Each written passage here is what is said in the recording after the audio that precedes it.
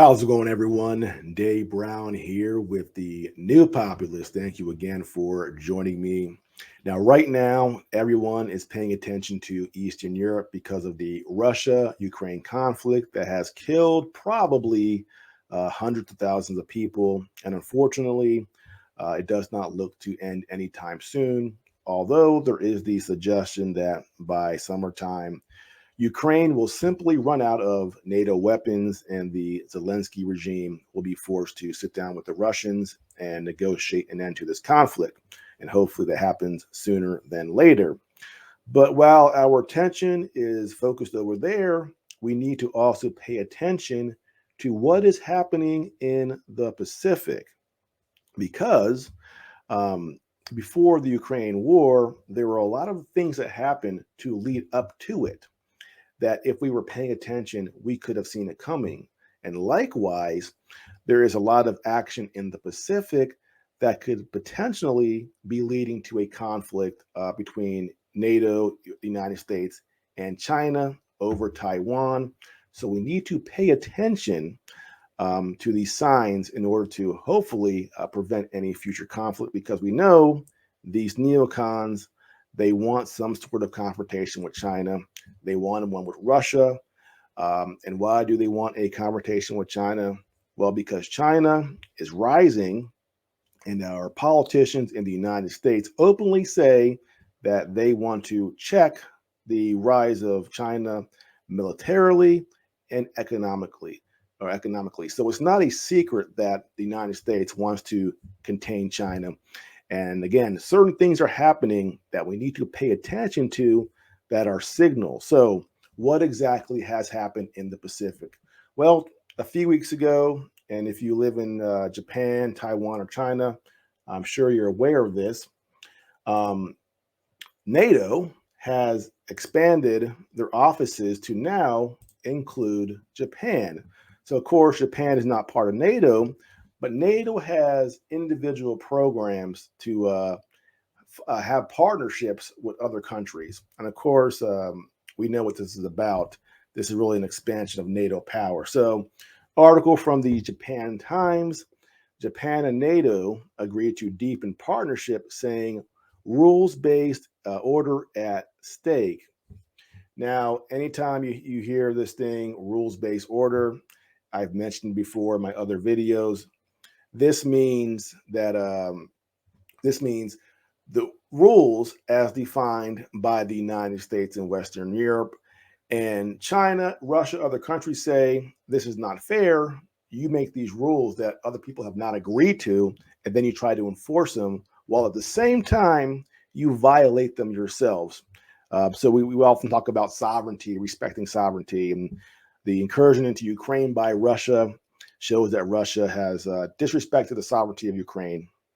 Now, while we're saying this, we invaded Iraq, Afghanistan, we're occupying a third of Syria, we destabilized and destroyed Libya. So the United States has these rules that the United States does not follow itself. So unfortunately, the United States is very hypocritical in this matter. But back to this article for the Japan Times: Japan and NATO agree to deepen partnership.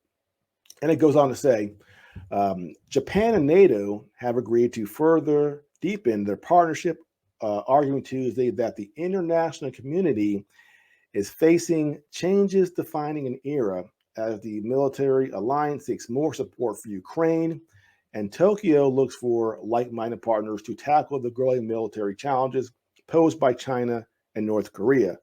So right there, this is why they're doing it, because of China and North Korea. It's no secret.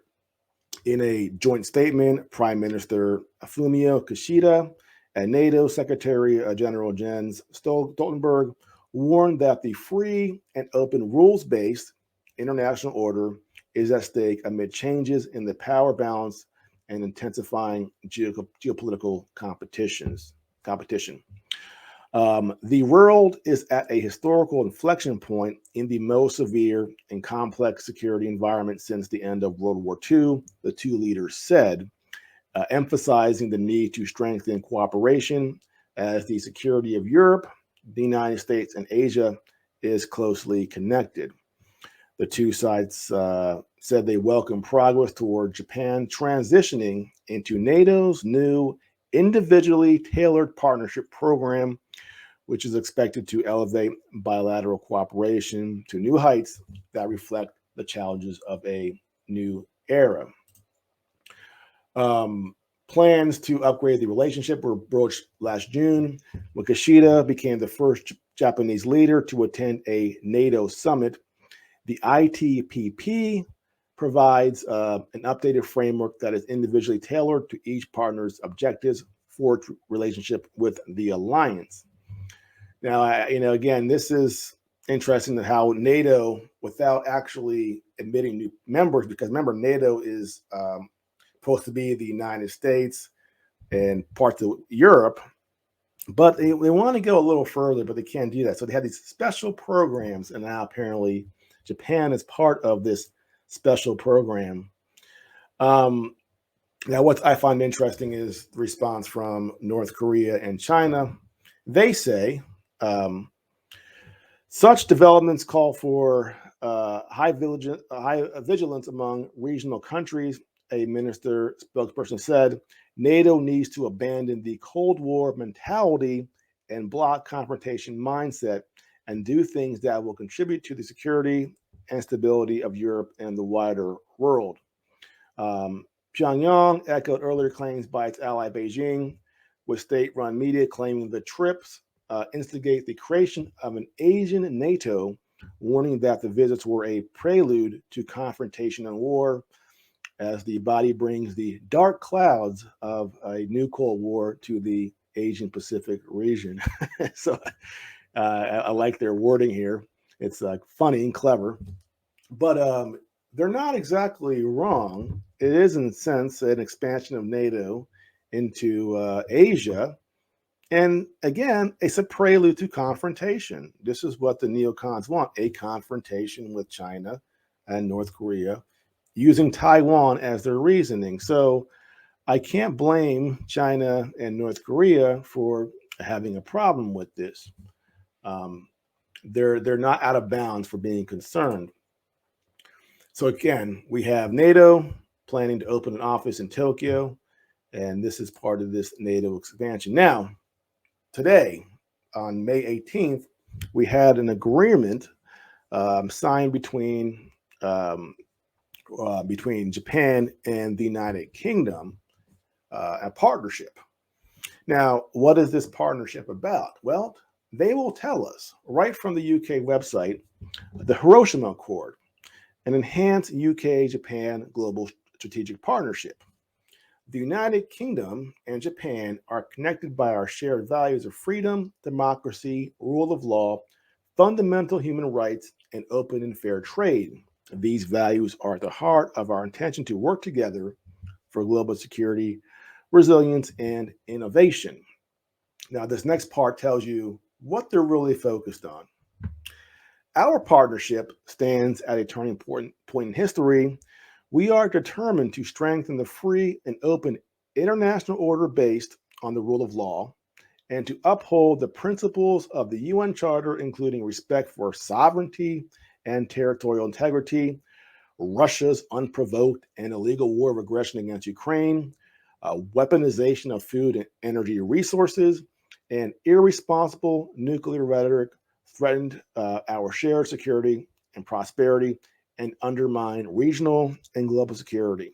Let me stop here for a second and point out that the United Kingdom gave Ukraine the depleted uranium that we now know can cause all sorts of nasty effects on the population, birth defects, for example, due to, again, contamination from depleted uranium. So while they're saying that Russia is, having irresponsible nuclear rhetoric, they have shipped these weapons to Ukraine, and it appears that Russia has already blown them up, and there's all this radioactive or whatever it is waste in the air blowing around. So the United Kingdom, my lord, you're kind of hypocritical here as far as escalating and being irresponsible by giving these nasty weapons to Ukraine.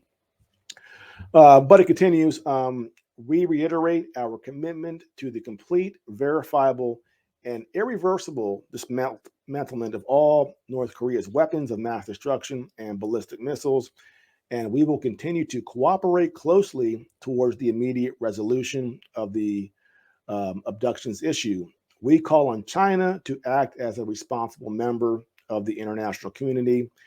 We share serious concerns over the situation in the East China Sea and the South China Sea, and strongly oppose unilateral attempts to change the status quo by force or coercion anywhere in the world. We emphasize that our basic positions on Taiwan remain unchanged, reaffirm the importance of peace and stability across the Taiwan Straits as an indispensable element in the security and prosperity of the international community, and call for the peaceful resolution of the cross-strait issue. Against the backdrop of increasing geopolitical competition, global trends such as climate change and the impact of rapid technology development require a consistent and shared response in order to address effectively these challenges and take advantage of the economic opportunities where present. Now, they go on to talk about increasing, Japanese capacity for building semiconductors. And of course, we know that Taiwan, I think, built 80% of the world's semiconductors at that one plant. And clearly, for geopolitical reasons, the United Kingdom, the United States, wants to increase that chip manufacturing capacity elsewhere, just in case in the future, obviously, there's a confrontation with China over Taiwan, and China takes control of Taiwan and now has control of all these microchips. So again, you got to look at everything in its totality. We're moving NATO into Japan, or at least a NATO office. We're trying to diversify the microchip situation there, all probably in anticipation of a future confrontation. So we have to pay attention and look at all these signs that are coming from NATO, coming from our coming from the United States, England, Western Europe, that point to a future confrontation with China. They're little breadcrumbs. We just got to follow them. And now we're starting to see them in spades. And I think that depending on what happens in Ukraine, this will either accelerate, stay stable, but we'll have to watch it. My viewpoint is, as soon as this Ukraine-Russia conflict stops, then we're going to see this full pivot to China, Taiwan, and things will still really start to ramp up. I hope I'm wrong, but unfortunately, based on what the neocons want in DC, they want this confrontation. And every day that we hear something from a U.S. senator or somebody in the U.S. government that is just making ridiculous statements. Recently, there was a U.S. senator saying that it was disturbing that China was brokering peace deals across the Middle East. Wait a second. So peace deals and cooperation among nations is a troubling thing. It's bad.